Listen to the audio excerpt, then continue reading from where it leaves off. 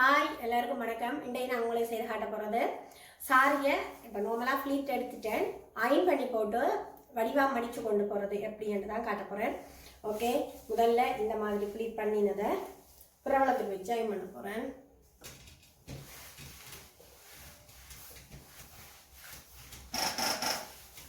பிரபலத்துக்கு iron பண்ணி போட்டு மற்றவளத்துக்கும் இப்போவும் சாதுவான கீட்டை பார்த்து அயன் பண்ணுவோம். இல்லைண்டா அந்த ஒரு மடித்த தன்மை தெரியும். இதுக்கு பிறகு நார்மலாக நான் ஃப்ளிப் பண்ண வீடியோவில் உங்களுக்கு காட்டியிருக்கிறேன். இந்த மாதிரி இங்கால கொஞ்சம் அகண்டு வர்ற மாதிரி தான் நான் இப்போ விரிக்கிறேன். நான் அந்த மாதிரி வச்சு தான் இங்கால அயன் பண்ணுறேன். அயன் பண்ணிக்க எப்போவும் நல்லா அமர்த்தி அயன் பண்ணாதீங்க. ஏன்னா சாரியில் அந்த நல்லா அமர்த்தினீங்கன்னா ஒரு மட்டை மாதிரி இருக்கும். லைட்டாக அந்த ஒரு ஃப்ளிட் நிற்கிறதுக்காக அயன் பண்ணிங்கன்னா சரி. அப்படி இல்லாட்டிக்கு கையால் சேவ் பண்ணி எடுத்து விட்டீங்கன்னாலும் ஓகே தான். சில பட்டு சாரிகள் கையால் செய்யவே நல்ல வடிவாக நிற்கும். அயன் பண்ணி கீட் போட்டு அயன் பண்ணால் கோட் அடித்த மாதிரி இதாகிடும். அப்போ அதை பார்த்து செய்யுங்க. இதுக்கு பிறகு ஃப்ளிப் பண்ணினதை இந்த கீழ் இந்த பக்கத்தை இப்போ அயன் பண்ண போகிறேன்.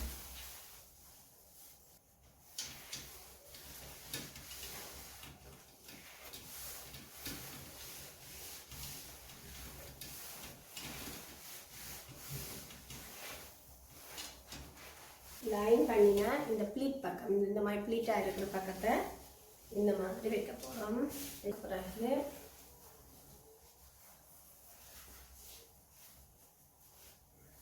இப்படி எடுத்துட்டு அதுக்கு பிறகு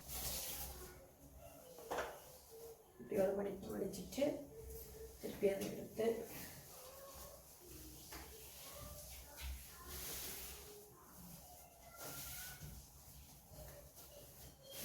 ரெண்டாவது மடிப்பு மடிச்சுட்டு இல்லை 2 மடிப்பு தான் இருக்குது. அதுக்கு பிறகு இதை இப்படி ஒரு மடிப்பு மடிச்சுட்டு இந்த மாதிரி திருப்பி இங்காலையும் அதே மாதிரி ஒரு மடிப்பு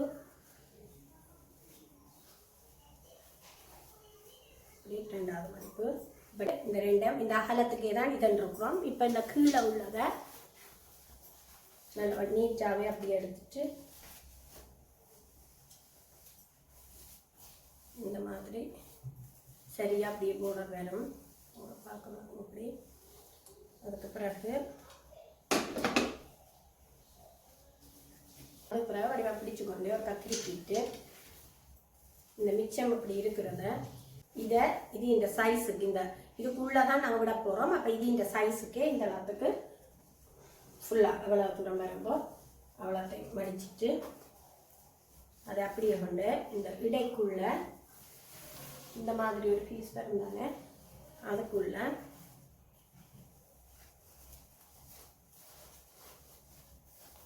உங்களுக்கு அப்படியே ஃபிட் பண்ணி வச்சுக்கணும்.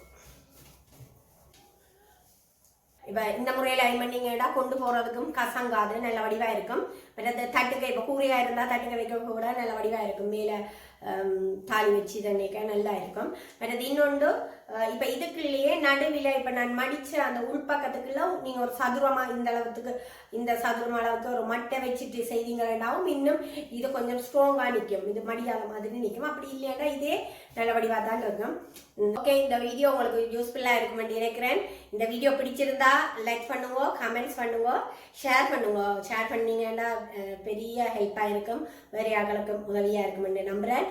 ஓகே, நன்றி, பாய் பாய்.